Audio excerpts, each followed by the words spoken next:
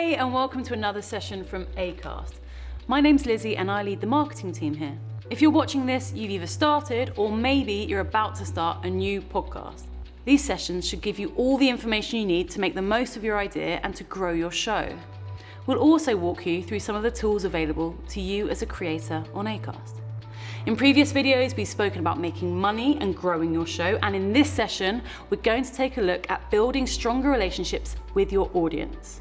So a podcast is an exchange. Every time you put out an episode, you start a conversation. And when people hear your voice, they aren't just listening, they're becoming part of an audience, your community. Many of the most successful podcasts got to where they are because they recognized the importance of and invested in this community. And as someone who compulsively listens to upwards of around 3 hours of shows a day, I can personally attest to the value of feeling part of something. When it feels like a podcast is talking to you, you actively want to hear more. We're going to do things slightly differently for this session. I'm going to hand the mic over to some of the awesome creators already on Acast. Today, they're going to talk you through their journey to building a community around their podcast.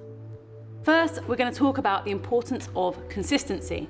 So if you think about why you love your favorite shows, reliability might not be the first thing that springs to mind, but for most of us, knowing a podcast is going to drop at a regular time, follow the same structure, and run for a similar length, that's where a lot of the pleasure comes from. Because after all, we fit podcasts in around our lives, even if sometimes it feels like the other way around, which means that they become part of our routines, right alongside washing the dishes or going for a run. Anyway, look, enough from me. Here's Jake Anthony and Matt Maher from the Reality Gaze podcast to explain why consistency is key.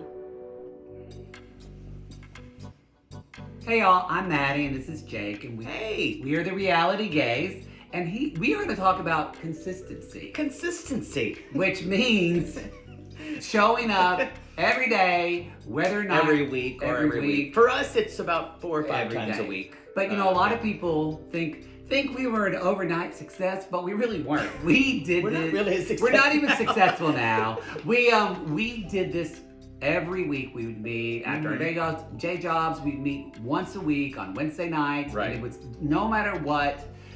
We would put out a podcast, and what that does it builds that loyal audience that knows that they can depend on you, because with podcasters, we really become their friend. Right.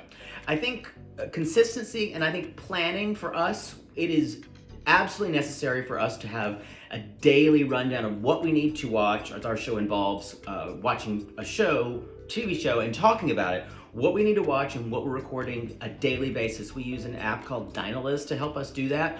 But if we did not have that, we would just stare at each other and say, "What are we doing today?" Yeah, I'd be even thinking about getting veneers. I would highly recommend a very detailed, whether it's Slack or detailed kind of format. You can work with your other members of your podcast, your producing team. Yeah. Don't put it down in a Trapper Keeper. No, put it on a place like somewhere. Google something shared that you can, even if it's just you right now, put it in something electronic. So when and if you build into a team, then your team can be organized as well. And keep doing it. Keep recording. Put something out every week, because otherwise you'll be like 99% of the other podcasts that stop and that never gain traction. And you think no one is listening, but they are. I promise you they are. Because when you don't put something out after, because they'll email you and say, "Where's the podcast?"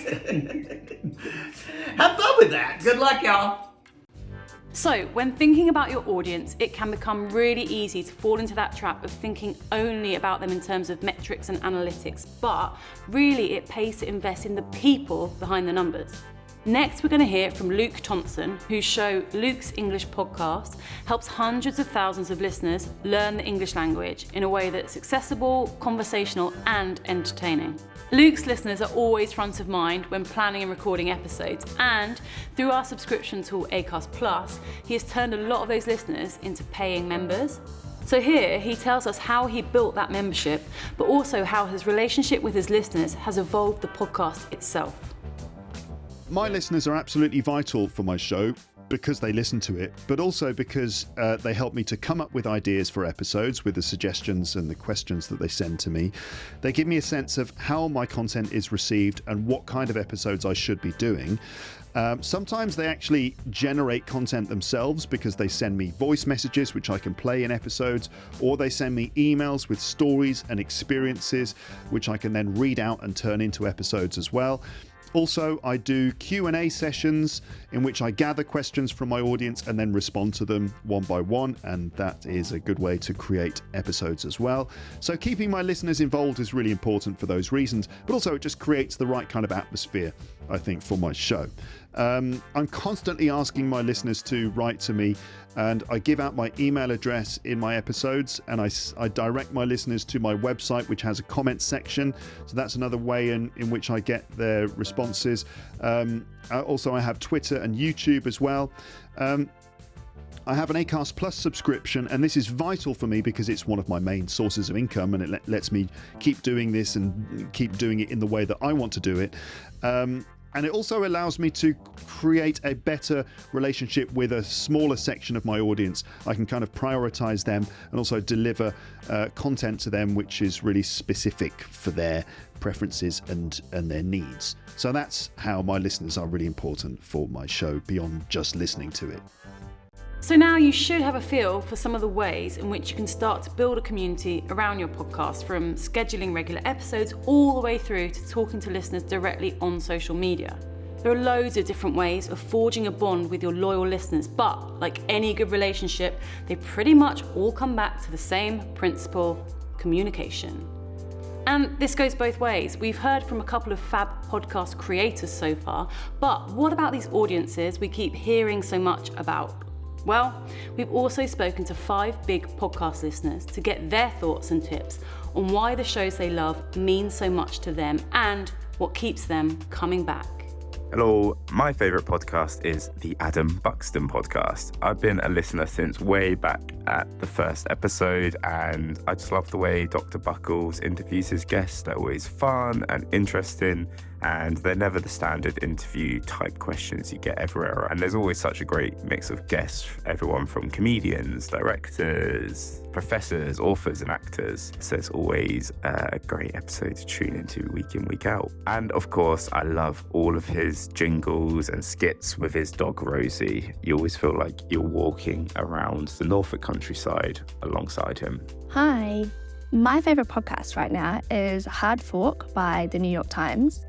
And I love this podcast because it's 2 journalists. They're both tech journalists that know a lot about the industry, but they break it down in a way where I'm simultaneously not only learning something, but I'm also entertained.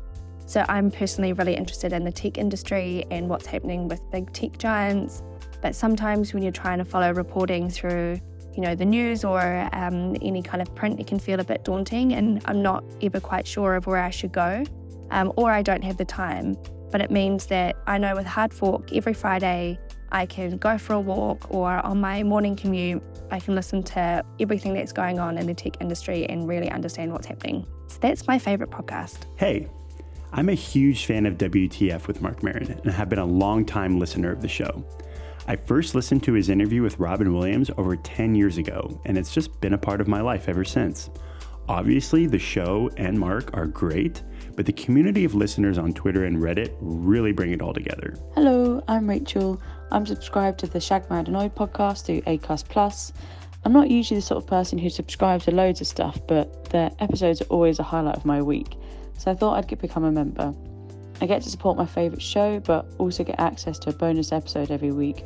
Plus, there's no ads either, so I'm getting more of what I love, really. My favourite podcast is Off Menu by James Acaster and Ed Gamble, and edited by the great Benito.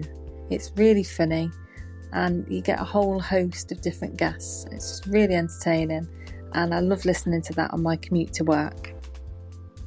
So, hopefully the many voices we've featured here have demonstrated the massive difference between having listeners and building a community.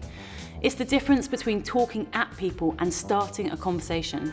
And there are really straightforward ways to start to build that connection. So today we've talked about consistency, making sure you provide your listeners with regular episodes that are reliably good quality. And we've also spoken about communication, saying hi to the people who are keeping your show running and even making them a part of the story. And through Acast Plus, we've seen how you can take that relationship one step further by offering paid subscriptions and building a revenue model around your loyal listener base. After all, you and your audience have one major thing in common: your podcast. And the relationship you develop with them is one of the things that makes podcasting so damn special. So for more tips on building your community, head to acast-essentials.com.